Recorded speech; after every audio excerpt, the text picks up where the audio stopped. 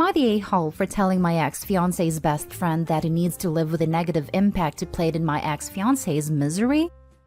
I, 30 female, am here because the people I'm close to that I would usually go for advice are a little too close to home and biased towards me to give a neutral perspective. I'm going to give some backstory for context first, but if there are more questions, I'll try my best to clear things up. Backstory. I was engaged to my college boyfriend Mike, 30 male, and was really happy. What I wasn't happy about is his friendship with a childhood friend, David, 30 male. The guy was an obnoxious and often rude jerk who likes to play pranks on people. It seems like the more inappropriate or the more people tell him to not prank them, he'll take it as a challenge and either target them more or pretend that he's about to prank them just so he can watch people be anxious over it. I couldn't stand a guy but was willing to tolerate him. And when Mike said that David would be his best man, I was against it. And we got into a fight, but I relented. During the objections part, David spoke up and said that he couldn't let his friend marry a cheater. He even went as far as to hire someone to be my fake affair partner. I ran away in tears as David left. I barricaded myself in the bathroom, bawling my eyes out and refusing to let anyone in.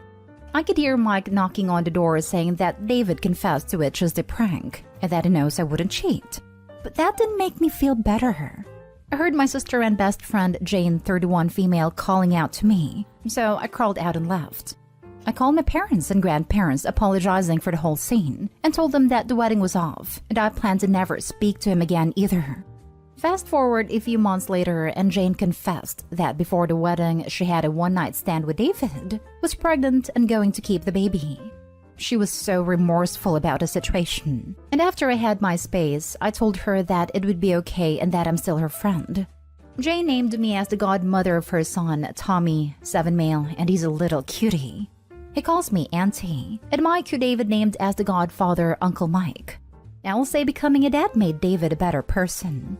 Although I'm never going to like him, and I guess Mike never got over me and David feels super guilty and wants us to get back together, but I have refused.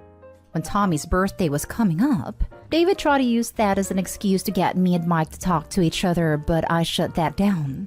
I even opted out last minute with an illness excuse.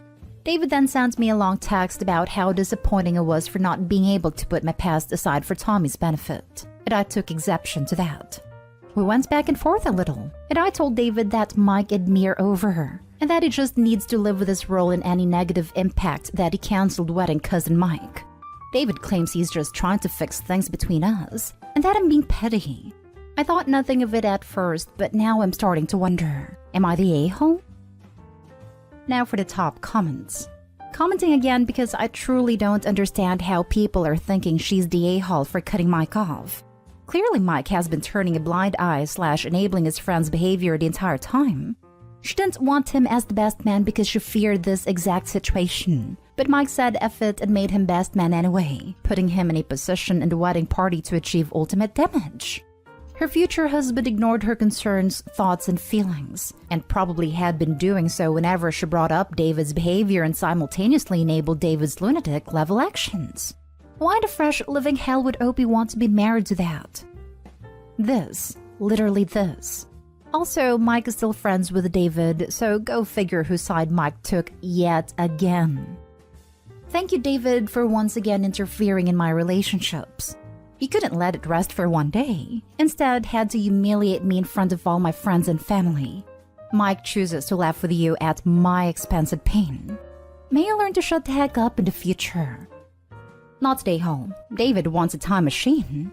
Those don't exist, so he's resorting to shifting the blame of this partially onto you by saying you are being petty for not giving this a chance.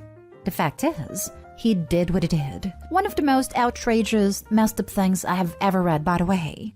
Your ex also did what he did, which was 1. Ignored your concerns about David at your wedding and fought with you until you relented, and 2. Refused to hold David accountable for his actions every step of the way. Not only was he invited to the wedding, he was made best man. And clearly your ex did not call him out on his behavior before the wedding at any point either.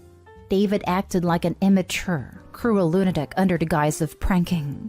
Although he's apparently improved with fatherhood, he still cannot respect boundaries. And when he doesn't get what he wants, he shifts blame to guilt you into doing what he wants. Not stay home, and frankly, he is the absolute worst. And your ex is an enabling moron for letting it get this far.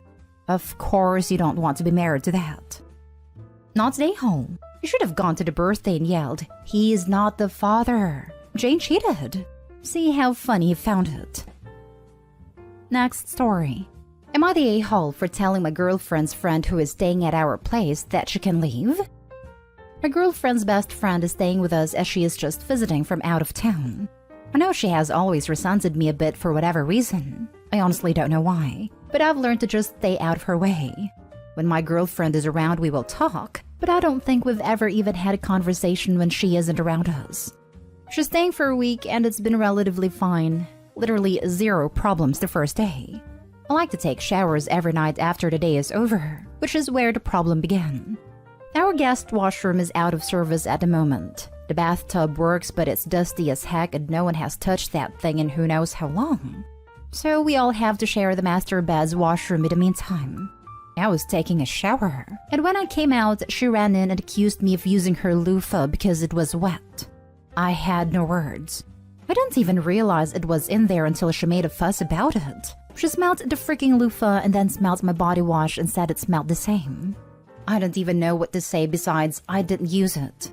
She said that even then it weirded her out that I was showering while her loofah was in there. My girlfriend tried mediating, told her to take out the loofah while I shower even. But she told me to use the bath in the broken washroom. And I said no because it's dirty as heck, and I've had to spend at least an hour to get all the grime out of that thing. My girlfriend and her BFF had a talk in a separate room, and when she came back, she just asked me to hold off on showering for a week. LMFAO. Yeah, right. I told her BFF she can leave if I make her feel so uncomfortable. And she did. She left and packed her things. My girlfriend was mad at me. She said that she was our guest. And yes, maybe she was being a bit too much, but it was valid to be uncomfortable about the loofah situation. She tried calling her friend, and she didn't pick up once. What the heck was I supposed to do in that situation? Yeah, maybe I could have cleaned out the bathtub in the guest washroom, but I don't understand why I have to inconvenience myself that much just to make her friend happy. Am I the a-hole? Not the a-hole. Her friend is insane to literally smell your body and the loofah. WTF? I have no idea how that could make someone uncomfortable. It sounds like she just seriously doesn't like you, unfortunately. She didn't actually smell my body, lol. Just my body wash. She could have stolen some of your body wash and then used the whole loofah thing as a premeditated attempt to get you into the crappy bathroom. And her not answering her BFF makes me suspect this even more. Like she's mad your girlfriend didn't white knight for her. Not stay home? What the hell? Does your girlfriend and her BFF not know that water splashes? And when the shower is on, everything in the shower gets wet. Not showering for a week to appease a guest is a ridiculous suggestion. But I think you should take her up on it anyway and see how she appreciates sleeping next to a person with 7-day-old body odor. Also, the steam from Opie washing himself with his body wash would explain why the loofah smelled similar. Not stay home. The girlfriend's BFF sounds unhinged. Who expects someone not to shower for a week? She's not the queen and it's your home, guest or no guest. Right? Like, seriously, what the heck is wrong with a BFF? You don't just stroll up to your friend's house, be invited in as a guest, then start telling them how to do things or what they can do and when they can do it.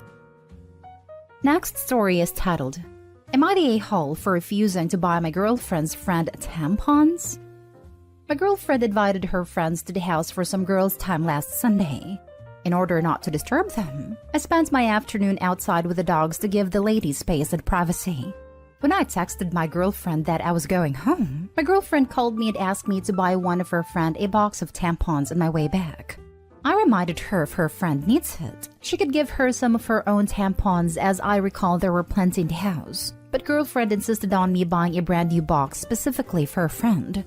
I could hear laughter and some chattering in the background and realized that her friends were nearby listening to our conversation and making fun of it.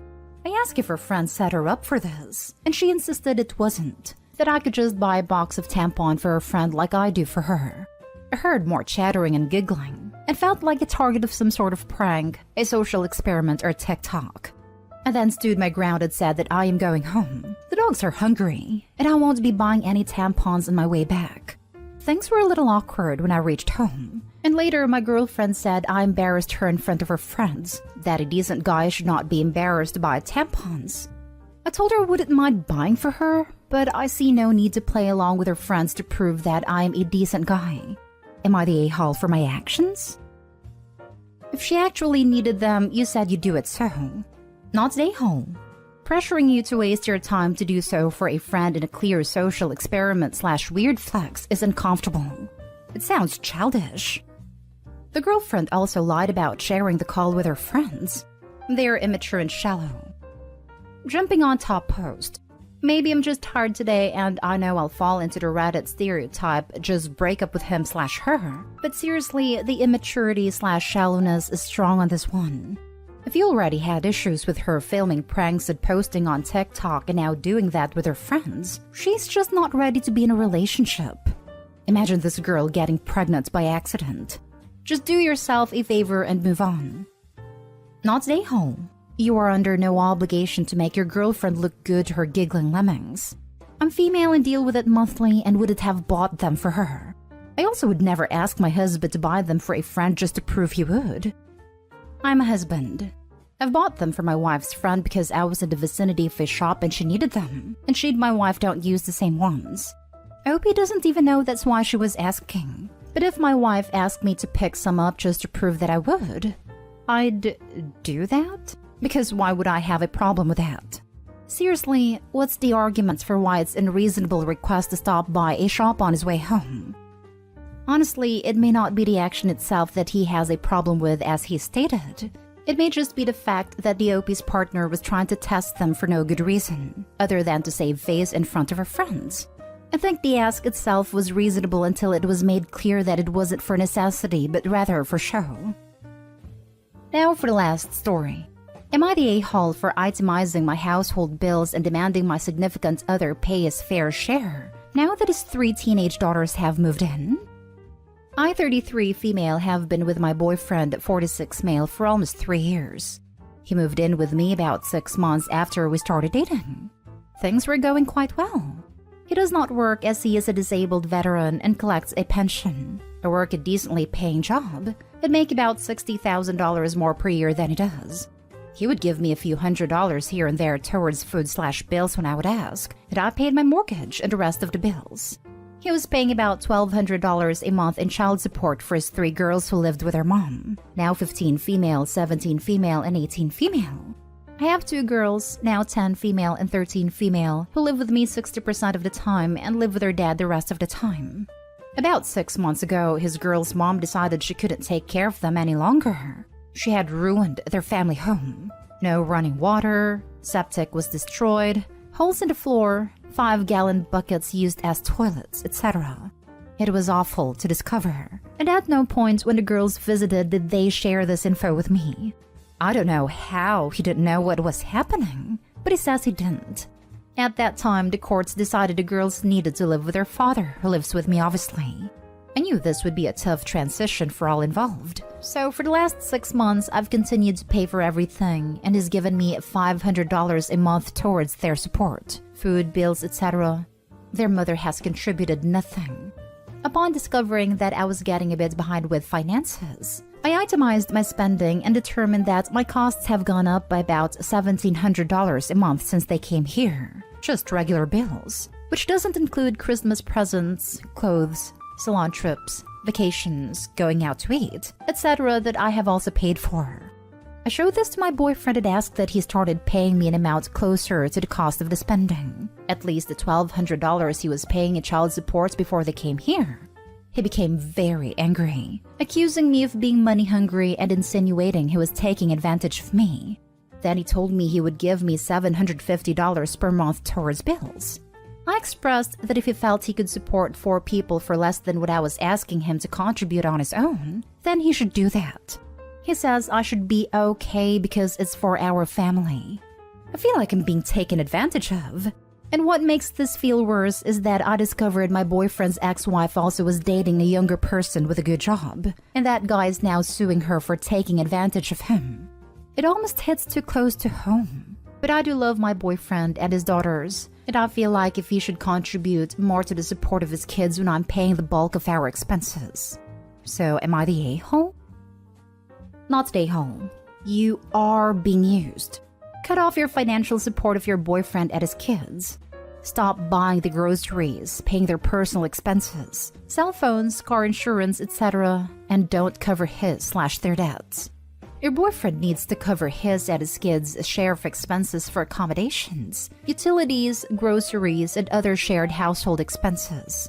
This means that he should pay at least half of rent/mortgage costs and 2/3 of utilities and groceries. You may need to stop buying their groceries if he won't pay you his share. You need to stop paying anything towards his/their luxuries. Don't pay for their spas, vacations, fast food, transportation, etc. If their parents won't pay, the kids can't have those luxuries. If your boyfriend refuses to contribute, seriously reconsider having him live with you at all. Exactly this. And if I were you, I would start the eviction process. I know that sounds harsh, but you are being financially mistreated, and you need to get your abuser out of your home. Not stay home. Also, I feel like Opie needs to look into legal ways to protect herself. They aren't married, so she should be able to just kick them out. Not stay home. He's completely using you. Start by not paying for all the extras. Clothes, salon trips, vacations, eating out. He can't pay those costs. If he refuses, I'd ask him to move out. Don't let yourself be taken advantage of. You've been generous enough. Honestly, those aren't even included in the figures for the bills. I did those things because these girls needed some positivity, and their mother was gone. But the totality of it is weighing on me heavily after having a conversation with him about money. Not the a-hole for asking him to pay his fair share. You will be an a-hole if you do not prioritize your own finances and needs of your own children. Every dollar he mooches from you is a dollar that isn't making your future and your children's lives more secure. Love isn't enough. I'm very much starting to agree.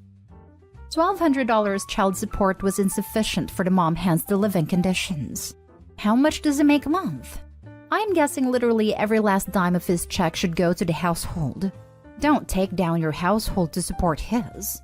Your kids will be sad and you will too after 10 years.